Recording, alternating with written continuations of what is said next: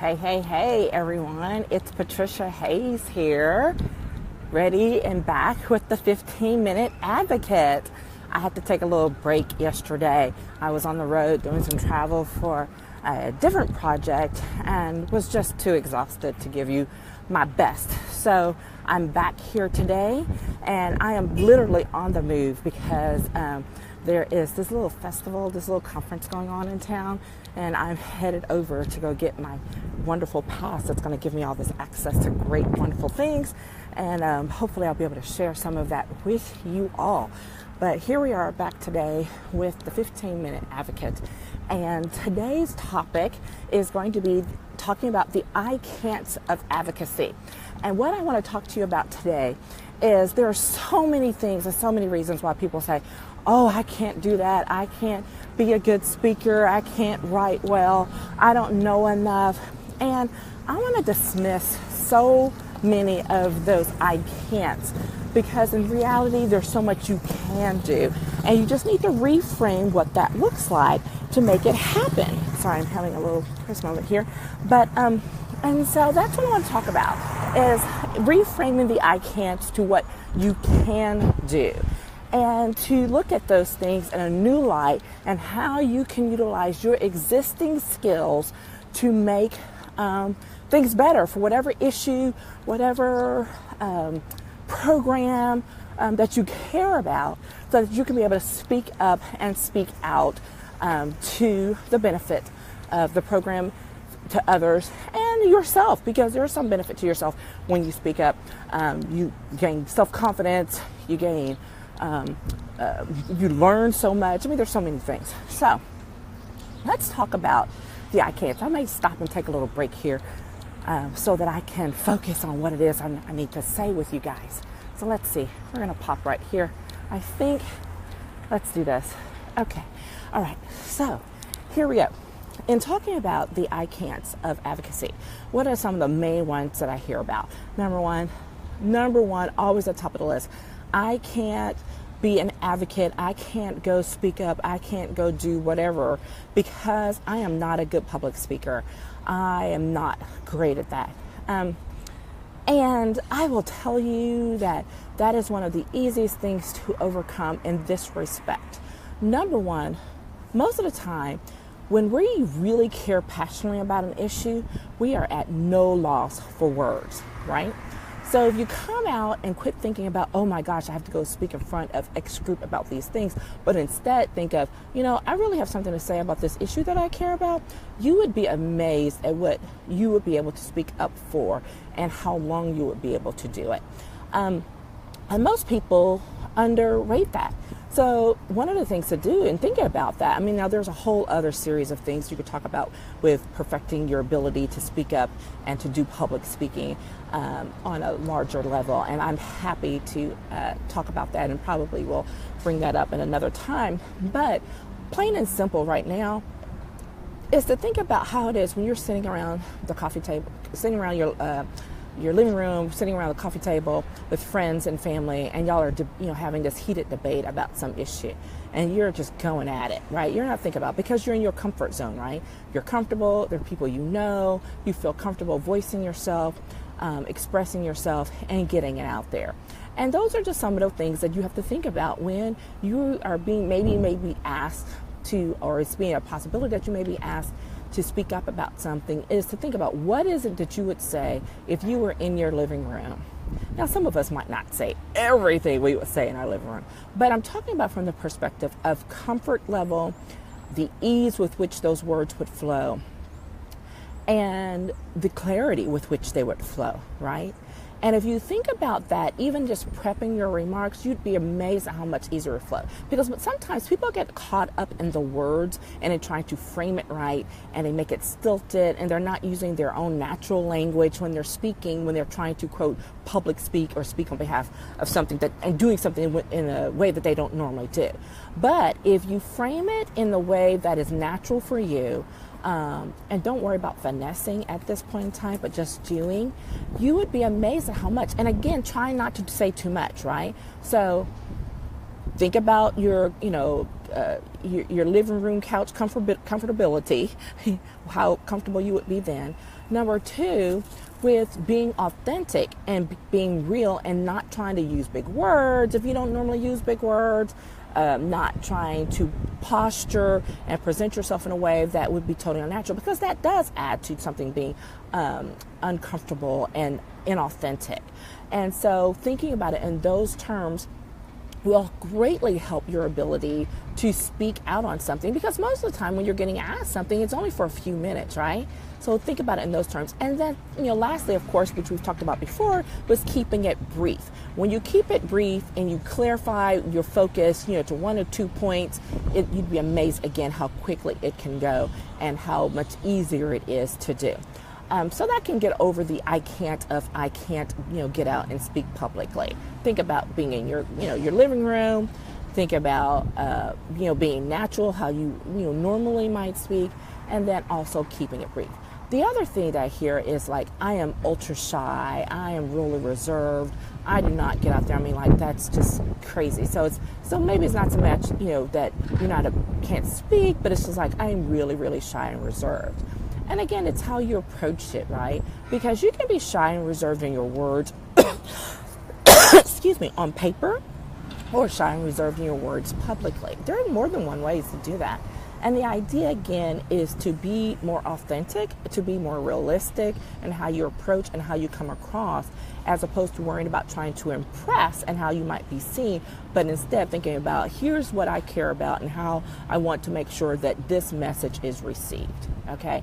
And when you focus in and narrow that down, you'd be amazed at what you'd be able to accomplish and to get out in a short amount of time. Very effective. I've learned things and been places where I've seen presentations that are long and lengthy, and you're like, okay, because you end up losing the audience. But then you have someone who comes up that seems like overly simplified, but they're effective, they're remembered, and those are the ways that you want to be. So don't think in terms of, I've got to go do this, and I'm scared. Don't get caught up in the fear of the moment. Think about what it is that you want to do. Why are you even thinking about doing this? That's the passion that needs to be brought to the situation, and to step outside your comfort zone, because it can be very uncomfortable. And if there's any reassurance here, let me remind you, yes, I've been doing public speaking and writing and all this stuff literally since I was 14 years old. But let me tell you, when I joined the high school speech and debate team, I was shy, reserved, and scared to death about public speaking. Now, don't get me wrong, I had lots of things to say in my head. I had lots going on there. But getting out there publicly to say it and to do it, that was not my thing. I chose the speech and debate team to challenge myself, right? To get out there, because I felt like there was something I could learn from it and that I wanted to explore, having no idea that 4 years later, I would be one of those kids that would be qualifying for state doing extemporaneous speaking, where you pull a topic and 30 minutes later you give a 7-minute speech on it. That's what I went from as a 14-year-old, from age 14 to 17. Okay, so it can be done. You don't have to be the world's most, eloquent speaker, the most eloquent, writer and deliverer of words. What you have to have is a willingness to try, and a passion and an issue that you care about, that you feel like your voice needs to be heard on. Okay, so those are the things to focus on. So what are some other I can't? So we've talked about I can't do public speaking. I can't because I'm too shy. I'm too reserved. I can't write. What are some of the others? Oh, I don't know enough. That's the other thing. I don't know enough. This is the easiest one, because there is a wealth of information out there on the internet, in other people, in the library. There is no excuse. There is no end of information in order to be able to help you gain your knowledge. Again, the point is not to become the expert overnight, okay? The idea is to make sure that you feel comfortable enough to discuss an issue, number one, not just from the heart, but from a place of authenticity and veracity, because you have some facts or some information to back you up. And there are organizations who can help you if your issue is associated with an organization. There's, like I said, the internet. You gotta weed through a little bit sometimes, but narrow your focus so that you can come up and deal with legitimate organizations and sources of information. And also, I think one of the things that's helpful, because it's helpful very much, and whether you're speaking or whether you're writing, and you're confirming your information, is to always not just go with the side that you are in support of, but look for the opposition to what it is you believe. Because you would be surprised at how well versed someone who opposes what you think, how well they can lay out the argument for what it is you think. Okay? And that way you can also gain another perspective, and that will aid you in being able to address when questions come up that are contrary to your stance and what you believe or what issue you're trying to push. And so that's always a great tip that I always tell people. Is like, don't just go looking for information that supports your viewpoint. Look for stuff that's in opposition to it, because you would be surprised at the information you can glean from it as well. Okay, so let's see, the I can'ts of advocacy. I can't write, I can't speak, I'm too shy, I don't know enough. Those are 4 big ones. Did I cover them all? I am sure there are some others, but those are 4 of the big ones.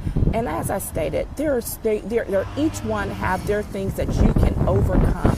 Again, the goal is not to become the expert, in that area, the most eloquent speaker or whatever overnight, but to remember to be authentic, informed, and maintain your integrity about what it is, the message that you are delivering. If you can do all of those things, then you can overcome whatever I can't you think there is, and find resources to support you into it in achieving that. Okay, so I'm not sure where we are on the time, because I just kept going and getting in there, but I wanted to toss those out to you today, and to get us caught up on the 15-minute advocate this week that I promised you. So there we are, the I can't of advocacy. And I welcome any more. If there's some more things that people say, well, I can't do that because, I can't forget, I don't have enough time. If you have 5 minutes, you have time to be an advocate.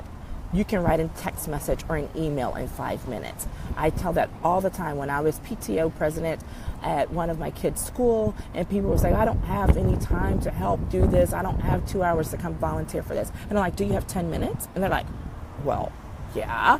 I'm like, if you have 10 minutes, you can cut out shapes for a teacher in 10 minutes. And they're like, I'm like, yeah, that's all it takes. It doesn't always take the most people assume the most of whatever it is, and most of the time you're contributing the least amount of time, the least amount of words, the least amount of writing or speaking.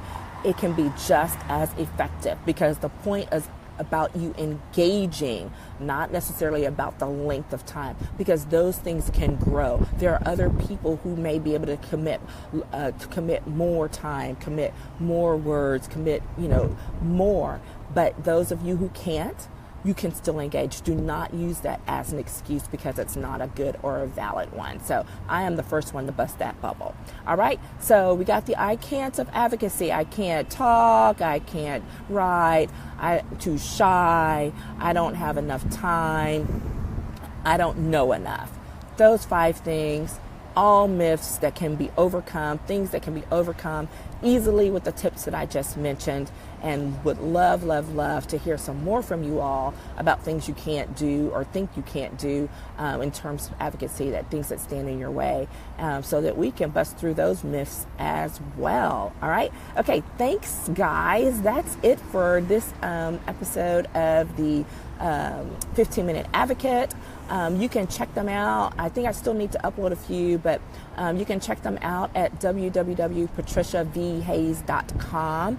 And also on that link, you can check out, if you're interested in getting some more in-depth training, you can check out the Advocate Academy that's coming out soon, collecting the information for emails and things like that, so that we can start digging into the details of being a good speaker, of being a good writer, of presenting yourself well regardless of the issue or the situation. And that's what we're going to love to get into. Going to provide some one-on-one feedback via a private Facebook group, and some supporting documentation works, little tips and tips that I like to use down through the years. And so we'll be looking forward to sharing that information with you all. So again, check out the link at the top of this video, and that will take you to that page where you can check out all the other videos that have come ahead, and then getting more information about the advocacy